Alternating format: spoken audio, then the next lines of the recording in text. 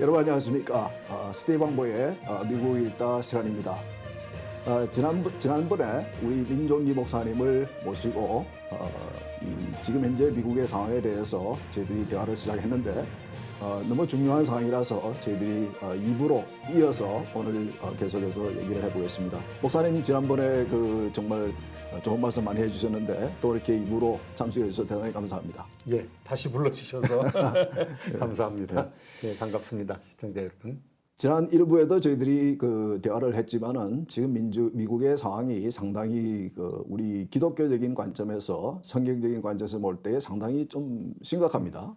그런 면에서 이걸 2부에서는 우리가 크리스천으로서 또 교회로서 조금 더 좁혀서 우리 복음 방송을 듣고 있는 우리 한인 교회로서 또 한인 크리스천으로서 우리의 사명은 무엇이며 이런 상황 속에서의 우리의 사명은 무엇이며 우리의 역할이 무엇인가에 대해서 조금 대화를 했으면 좋겠습니다. 네. 예, 목회를 미국에서 오래 하셨으니까 목회자의 심정으로 목회자의 그 관점에서 성경적인 관점에서 한번 대화를 해봤으면 좋겠습니다. 예, 제가 이제 목회자의 관점을 생각하니까 금방 생각나는 것이 예. 청교도들이 어떻게 목회했는가를 다시 한번 이렇게 기억하게 되네요. 1620년부터 1640년까지 한 20년 동안 청교도의 시대라고 합니다. 이제 그때 청교도 전쟁이 몇 차례에 걸쳐서 일어났고 크로멜의 군대가 왕당파 군대를 이겼습니다. 그런데 그때 청교도들을 가만 놔두면 큰일 난다라고 얘기했던 학자가 있는데요. 토마스 홉스라는 사람이 있었습니다. 이 토마스 홉스는 민주정치, 민주주의의 이론가이기도 하지만 왕당파였습니다. 왕당파였기 때문에 청교도 혁명이 일어나는 것을 보면서 저 사람들, 특별히 목회자들을 가만 놔두면 안 된다. 목회자들 1000명만 죽이면 대학살이지. 그렇지만은 아마 영국이 잠잠해질 것이다. 그랬는데 1000명을 어떻게 죽일 수가 있겠습니까? 근데 그 목회자들이 젠틀이 귀족들 중에서 하부 귀족들이었습니다. 그러니까 어느 정도 경제적인 위치도 가질 수 있는 사람들이었고 또 열심히 성경을 연구해서 아주 적극적으로 정치에 참여를 했습니다. 이 1000명의 목사가 아마 기독교 역사 속에서는 설교를 가장 길게 했던 사람들입니다. 1시간 반, 2시간씩 설교를 했으니까요. 그리고 정치적인 설교를 했습니다. 예. 그런데 그 사람들의 영향력이 결국은 청교도 혁명으로 그리고 지금 교파 중에서는 장로교의 골조를 만들어내는 웨스트민스터 신앙고백이나 대소요리 문답 이런 것들을 의회에서 만들어내는 신학자들이 모여서 그것을 의회에서 또 재가를 하는 이제 그런 전통을 사실은 이 개신교회가 가지고 있거든요. 그 청교도적인 영향력이 미국으로 와 있고 미국은 참 건국 때부터 기독교적인 배경을 가지고 있는 개신교적인 배경을 가지고 있는 나라인데 미국에서 목회를 하면서 저 자신을 생각할 때 그런 청교도적인 목회자들의 그런 모습을 내가 어느 정도 유지하고 있느냐 생각하면 좀 안타까운 거죠. 그래서 그런 어떤 전통을 되살린다는 측면에서 또 뿐만이 아니라 지금 이 시대가 너무 타락해가지고 신앙을 지키면서 살아가기 힘들어지는 우리 자녀들은 점점 더 이 사상적인 케이오스, 이 사상적인 혼돈에 빠져 있기 때문에 좀 더 목회자들이 잘 준비되어서 좋은 메시지와 또 좋은 지도를 통해서 앞으로 나가지 않아야 될까 생각을 하고요. 첫 번째로는 선거 참여를 어떻게 해서든지 우리 한인들이 많이 해야 되는 거. 기독교인들이 우리한테 완 쉐어를 준 거 아니겠습니까? 그러니까 이거 포기하면 안 되죠. 이거 포기하면 안 되고 선거. 그다음에 두 번째는 저는 시민단체 운동을 이제 한국에서 했었고요. 또 여기서도 지금 제가 적극적으로 참여하지는 못하지만은 ACLJ라는 그런 단체가 있습니다. 저하고 100% 다 동일한 것은 아니지만 American Center for Law and Justice. 그래서 이 정의가 지켜지지 않는 거에 대해서 또 법적으로 이 건국의 그 정신이 지켜지지 않는 거에 대해서 제가 이제 헌금도 하고 거기 뭐 아주 뭐 1분이면은 거기 투표를 할 수가 있습니다. 그러면은 잠깐이라도 시간을 내서 정치 참여를 할 수 있는 그런 방법을 이제 모색하고 있고요. 네. 뭐 정당에도 좀 제가 헌금을 하니까 너무 편지가 많이 와가지고 도저히 감당할 수가 없습니다. 그래서 이제 정치인이 되면은 그렇게 교육을 받습니다. 일단 나에게 한번 정치 자금을 지원해 주면은 그분을 계속 짚고 파고들어라. 한번 주머니 낸 사람은 또 주머니 이렇게 됐기 때문에 그거는 뭐 그런. 근데 방금 지적해 주신 대로 그 종교 개혁적인 관점에서 볼 때도 이 정치는 우리의 신앙생활과 분리되어 있지 않습니다.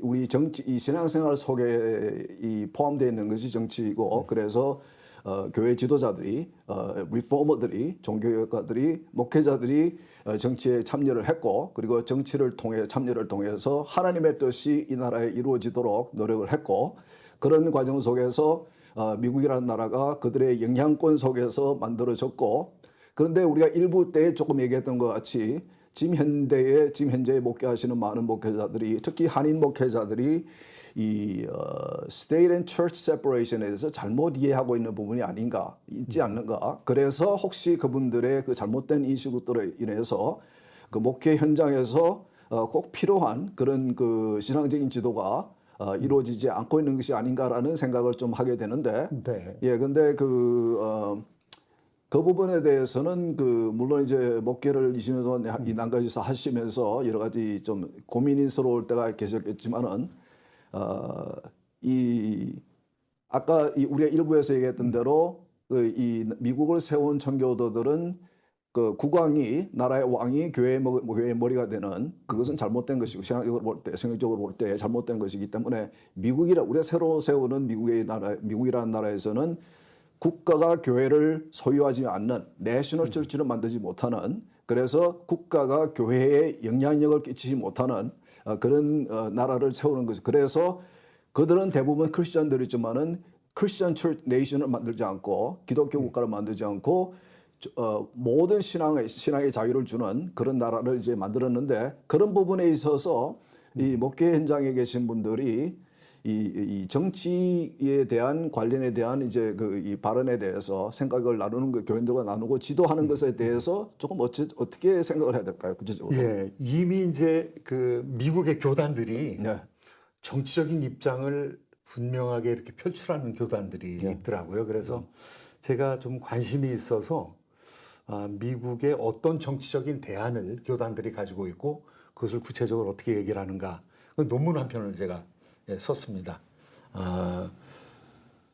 정치적인 제자도를 어떻게 실행할 것인가, 그런 제목으로 이제 썼는데, 교단들이 대부분 이제 목회자들 또 장로님들이 성경이 교회뿐만 아니라 우리의 삶에 있어서도 유일한 기준인 것을 우리가 인정한다.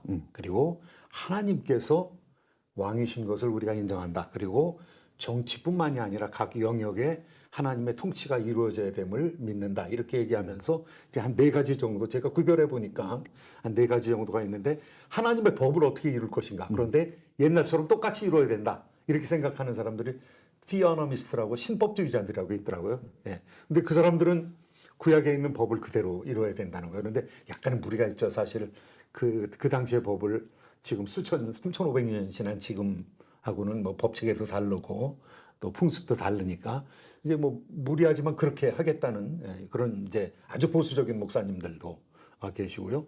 두 번째는 이 나라가 하나님과 언약을 맺은 나라라고 이제 생각을 하시는 거예요. 그래서 이 장로교 이 목회자들 가운데는 언약을 중심으로 생각하는 분들이 많이 있거든요. 그러니까 이 나라도 하나님과 처음에 파운딩 파더들이 왔을 때 그 사람들이 뭐 신앙이 조금 다른 사람들도 있었지만은 그 사람이 이 나라를 하나님께 헌정하는 그런 마음을 가지고 이 나라를 세웠기 때문에 그런 언약 정신으로 돌아가야 된다라는 그런 내셔널 컨페셔널리즘이란 이제 국가가 신앙 고백을 해야 된다, 이렇게 아주 굉장히 강력하게 주장하시는 분들도 있고요. 이 나라가 세 번째는요, 이 나라가 이 신앙적인 배경으로 해서 만들어졌기 때문에 그 당시에 1776년에 독립할 때 기독교인들이 300만 중에 200만이었었다고 그래요. 그러니까 200만들이 대부분이 이제 뭐 청교도, 개혁교회, 장로교회 신자들이었거든요. 그래서 그 사람들 얘기로는 정신적으로 미국의 이 정신적인 조상은 잔 켈빈이다. 이렇게 얘기를 하면서 그 문화적인 요소를 계속 가져야 된다. 그래서 공적인 영역에서 어떤 뭐 예식을 갖는다는 거, 뭐 채플린 제도가 이 나라에 있지 않습니까? 그 다음에 뭐 십계명 판을 걸어놓는 거 그런 것 다시 회복시켜야 된다는 이제 그런 사람들이고, 아무튼 뭐 기독교가 이 시빌 릴리전이 됐죠. 시민 종교가 됐기 때문에 그런 영향력을 계속 유지해야 된다라는 그런 이제 입장도 있고요. 아주 다들 적극적인 입장이죠. 정치에 참여하자는 목회자들이 정치에 참여해야 되고 성도들이 정치에 참여해야 된다는 그런 입장이고요. 나머지 이제 한 가지는 이 나라가 어떻게 하면 정의를 유지할 수 있는가, 이제 그런 차원에서는 각기 분리된 영역들이 정의를 잘 유지하게끔 서로 견제와 균형을 가지는 그런 다원적인 그런 구조를 가진 가야 된다. 그러니까 뭐 저희들이 생각하는 것보다 훨씬 더 적극적으로 국가에 대한 참여 대안들을 그렇게 마련하고 있고, 정치적인 제자도, 그러니까 우리가 예수 그리스도의 제자가 된다고 그러는데 그 예수 그리스도의 제자가 된다는 것은 정치적인 면에서도 제자가 돼야 된다. 그러니까 그 영역을 우리가 소홀히 하면 안 된다라는 것이 이제 미국 목사님들의 입장이라는 것을 볼 때 저는 굉장히 참 위로가 됐습니다. 근데 아직까지도 미국이 많이 세속화됐지만은 아직까지도 그런 그 기독교적인 생각을 하는 가치관을 가진 미국 시민들이 더 다수라고 생각을 할 수 있을 것 같아요. 그런 가운데도 이 민주주의 국가의 미국에서 투표를 통해서 국민들의 대표로 선출이 된 정치인들이 만드는 정책들을 보면은 상당히 우리 관점에서는 염려스러운 정책들이 지금 만들어지고 있고, 그런 면에서 상당히 아까 지적하신 그런 이 미국을 세우신 분들의 그런 성향, 정치에 대한 생각이 많이 이제 옅어진 것 같고, 그것은 어떻게 보면은 이제 그 1970년도 쯤에 시작된 이제 그 이민의 다양화. 그래서 많은 그 세계의 모든 그 이 나라에서 다양한 이민들이 오기 시작했고, 지난 몇십 년 동안. 그래서 이민자들이 다양해진 것에 대해서, 그래서 그런 그 이 건국자들의, 미국을 세운 건국자들의 생각이 흐미해지는 것은 뭐 어떻게 보면은 자연스러운 현상이라도 볼 수 있는데,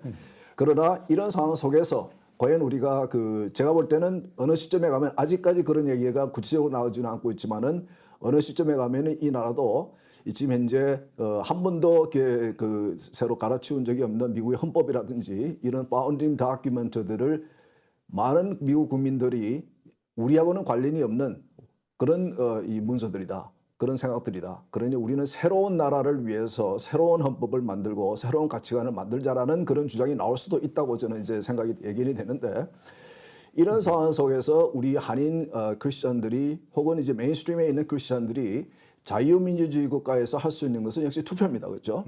그래서 제가 볼 때 왜 이런 변화가 일어나고 있는가는 역시 이 크리스천들의 무관심이 아닌가. 정치적인 무관심, 투표하지 않고 유권자 등록하지 않고, 그렇기 때문에 이제 그런 말도 있죠.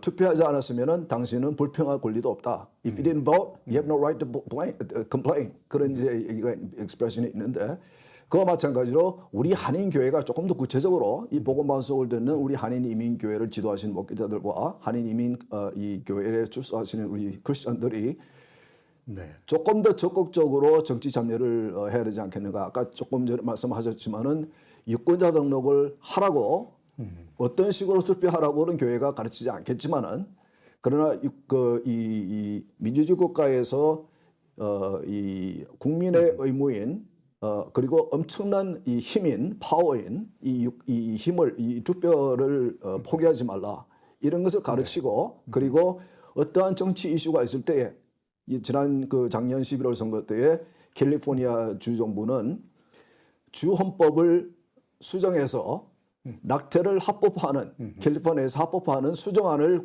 주민투표에 붙였는데 거기에 대해서도 크리스천들이 무관심하고 그것을 반대하기 위해서 많이 노력했던 시민단체들이라든지 많은 분들이 엄청나게 실망을 했거든요. 왜 크리스천들이 이렇게 사일런트하냐? 왜 교회가 이렇게 침묵하느냐? 이러니까 나라가 이렇게 되는 것이 아닌가? 이런 것에 이제 지적을 받고 있는데 그런 면에 대해서 한번 그 같은 동력하시는 그 교육자들과 그리고 이 복음화성을 애청하시는 우리 그 한인 크리스천들에게 한번 생각을 한번 나눠주시면 좋겠습니다. 예, 참 이민사회에 아주 참 척박한 현실을 개척해 나가시느라고 개인적으로도 많이 고생이 많으시고 또 팬데믹 가운데 많이 고생하셨을 것 같은데요. 또 목회자들과 성도님들을 향해서 한 말씀 이제 드릴 수 있는 것은 개인으로 보면은 참 우리가 그 너무 연약한 것 같아요. 예, 뭐 내가 뭘 할 수 있나. 참 이 세속적인 사조는 파도처럼 밀려오는데 내가 뭘 할 수 있나. 이제 그렇게 개인적으로 나 자신을 생각하면은 힘들 수 있지만은 그러나 교회라는 공동체, 이 교회라는 공동체는 그야말로 예수 그리스도의 통치가 이루어지는 공동체인데 우리가 힘을 잃으면 안 될 것 같고 그 다음에 목회자 모임, 평신도 모임, 학부모 모임 이 모임이 참 중요한 것 같아요. 그래서 지금 아까도 말씀하셨지만은 이 세속주의자들은 숫자도 얼마 안 되면서 뭉쳐 있고 조직화되어 있거든요. 그래서 뭐 사회학적으로는 그렇게 얘기를 합니다. 과두지배의 철칙이라고 해가지고요. 조직된 소수가 조직화되지 않은 다수를 다스린다는 거거든요. 이제 그런 관점에서 보면 우리 성도들도 한번 조직되어지는 그런 차원에서 노력을 해야 되지 않을까라는 생각이 듭니다. 그래서 사안이 생기면 그냥 머물러 있지 말고 성도들끼리 서로 담론을 통해서 의견을 규합하고 그 다음에 표출할 수 있는 그런 이미 조직되어진 그룹들이 있거든요. 시민단체들이 있거든요. 거기하고 연결되지 않을까라는 생각이 듭니다. 저들도 이제 팬데믹 때도 너무 이제 고립이 되니까 사람들을 모셔가지고 그래도 뭐 줌으로 듣든가 좀 방송을 들었는데요. 우리 자녀들 교육 뭐 심각하지 않습니까? 그래서 자녀 교육의 전문가들을 좀 모셨습니다. 모셔가지고 이 성적인 문제 이거 어떻게 해결해야 될 것인가. 그래서 이미 차세대를 위해서 어떻게 우리가 투쟁해야 될 것인가. 전면에서 투쟁하시는 분들이 계시더라고요. 그래서 Traditional Value for the Next Generation 해가지고 TV Next라는 그 조직도 있고 또 뭐 주성철 목사님께서 법적으로 우리 종교 자유 이게 훼손되는 그런 경우 뭐 전도하다가 학교에서 정학당하게 되고 퇴학당하게 되는데 이거 법적으로 어떻게 해야 되겠느냐. 이제 그 법적으로 도와주시는 뭐 태평양 법률 협회, 협회 이런 데도 있고 그러니까 우리 교역자들도 좀 이렇게 연대가 되고 단합이 되고 성경적인 가치관을 어떻게 밀어붙여서 이런 공론의 현장에서 그냥 밀리지 말고 싸움도 안 하고 그냥 물러나지 말고 거기에 대해서 좀 의견을 모아서 힘을 모아서 함께 도전하는 그런 시간을 가져야 되지 않겠나라는 생각이 들고요.